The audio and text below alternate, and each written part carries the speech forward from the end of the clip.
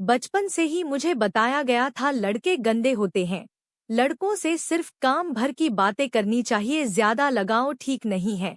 और यह चीज हमेशा से मेरे दिमाग में भरी हुई थी। इसी साल मेरे कॉलेज का रिजल्ट आया था और मैंने अपना ग्रेजुएशन कंप्लीट किया था।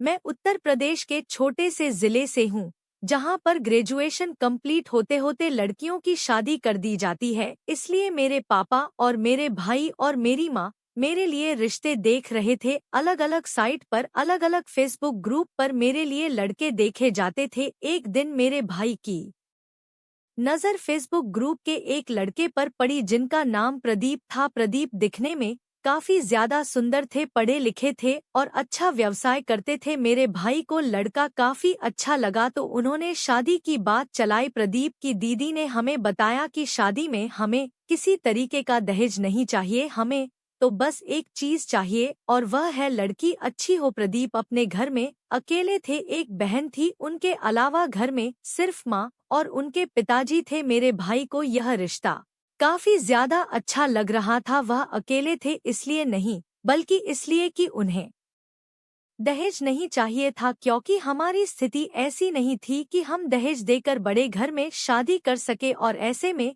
किसी ऐसे घर से रिश्ता जोड़ना जो बड़ा हो और आपसे दहेज भी ना ले रहा हो, सपना के सच होने जैसा है। प्रदीप ने अपनी बहन से बोला कि शादी से पहले मैं लड़की से बात करना चाहता हूँ। प्रदीप की बहन ने यह बात मेरे भाई के सामने रखी। मेरे भाई ने बोला ठीक है, हमें कोई आपत्ति नहीं है। मेरी बहन समझदार है, वह बात कर लेगी। पर सच तो यह था कि मैं आज तक जिंदगी में कभी किसी लड़के से बात नहीं की थी। किसी लड़के से बात करना मेरे लिए एक अलग अनुभव था। मुझे नहीं पता था लड़कों से कैसे बात की जाती है। मेरे भाई ने प्रदीप से बात की और उन्हें बोला मेरी बहन की इंस्टाग्राम आईडी आप ले लीजिए और वहां पर उस नंबर मांग लीजिए, अगर वह कंफर्टेबल होगी तो आपको नंबर दे देगी। जिसे सुनने के बाद प्रदीप थोड़ा सा गुस्सा है और नाराजगी दिखाते हुए उन्होंने बोला कि यहाँ पर आपकी बहन की शादी की बात हो रही है, तो अगर आपको सही लगे तो ही आप बात करवाइए। यह कोई तरीका नहीं होता कि मैं किसी लड़की को मैसेज करके उससे उसका नंबर मांगू। भैया ने मुझे यह सारी बात बताई और मैंने हामी भर दी कि ठीक है, आप मेरा नंबर दे दीजिए। भैया ने ऐसा ही किया, उन्होंने प्रदीप को मेरा नंबर दे दिया। अगले दिन प्रदीप का फोन मेरे पास आता है और वह कुछ बोलते हैं, लेकिन मैं किसी भी चीज का जवाब नहीं दे पाती, क्योंकि यह मेरे लिए बिल्कुल नया अनुभव था कि किसी लड़के से कैसे बात करनी है, वह कैसे प्रश्न पूछ रहा है, उसके जवाब कैसे देना है। मेरे लिए काफी कठिन कार्य था, क्योंकि बचपन से मुझे यह सिखाया गया था कि लड़के गंदे होते हैं, उन्हें सिर्फ और सिर्फ जरूरत के समय पर याद करना चाहिए। खैर, हमारी बात शुरू होती है। प्रदीप की उम्र मुझे 7 साल बड़े थे। उन्होंने मुझसे पहली बात यही चीज पूछ, पढ़ाई तो पूरी हो गई है, आगे क्या करना है। मेरे पास कोई जवाब नहीं था। मैं उनसे बात करती, पहले दिन तो मुझे अच्छा नहीं लगा, लेकिन धीरे धीरे मुझे अच्छा लगने लगा। अब वह समय आता है जब मेरे घर वाले प्रदीप के घर पर उन्हें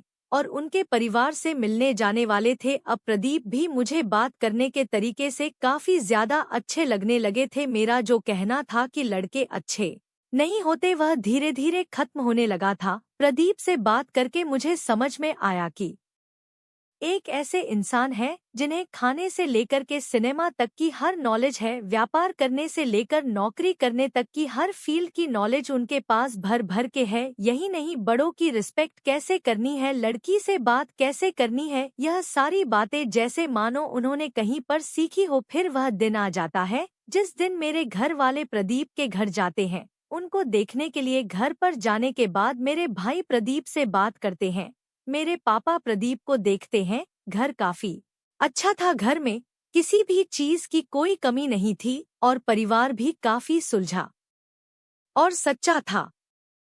वहां से घर आते ही मेरे पापा मुझे मिलते हैं और काफी खुश रहते हैं और उन्होंने मुझे बस एक बात बोली, फोटो तो कुछ नहीं है लड़के को सामने से देखो, बड़े बड़े हीरो फेल है उसके आगे। जिसे सुनने के बाद में काफी शर्मा गई। कुछ देर बाद मेरे भैया आते हैं और वह मुझसे बोलते हैं, जानती हो जानवी, प्रदीप जी से मेरी क्या बात हुई? मैंने बोला हाँ भैया बताइए क्या बात हुई। वह तुरंत बोलते हैं कि वह इतने अच्छे इंसान है कि वह कहते हैं कि अभी तो तुम्हारे बहन की जस्ट पढ़ाई कंप्लीट हुई है, इतनी जल्दी शादी क्यों कर रहे हो? जिसे सुनकर मुझे काफी अच्छा लगा था। इसके बाद भैया ने बताया कि वो बोल रहे थे अगर तुम्हारी बहन की उम्र की मेरी बहन होती तो मेरी पहली प्रायोरिटी उसकी पढ़ाई करना होता, ना कि उसकी शादी के लिए लड़का ढूंढना। नहीं भैया खुशी खुशी मुझे यह चीज बता रहे थे और मुझे भी अच्छा लग रहा था। तभी दूसरे दिन प्रदीप के घर से फोन आता है और प्रदीप की बहन मेरे भाई से बोलते हैं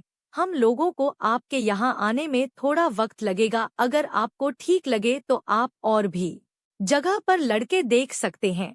मेरा भाई का मन उदास हो गया, उसने यह बात मेरे पापा को बताई। पापा ने भी कुछ नहीं कहा, मुझे भी काफी धक्का लगा। मैंने सोचा कि प्रदीप को फोन करके उनसे बात की जाए कि आखिर क्या बात है, पर मैंने अपने आप को रोक लिया। लेकिन दिन रात मेरे दिमाग में यह बात चलती रहती, आखिर ऐसा क्या हो गया। फिलहाल एक हफ्ते बाद मैं प्रदीप को कॉल किया और उनसे पूछा कि आपके घर वालों ने मना क्यों कर दिया, जिस पर प्रदीप ने मुझसे कहा जानवी तुमसे 20 से 25 दिन बात करके मुझे ऐसा लगा जैसे तुम्हें अभी सोशल चीजों को जानने की ज्यादा जरूरत है, तुम्हारे लिए शादी से ज्यादा जरूरी पढ़ाई कर रहा है और समाज को समझना है।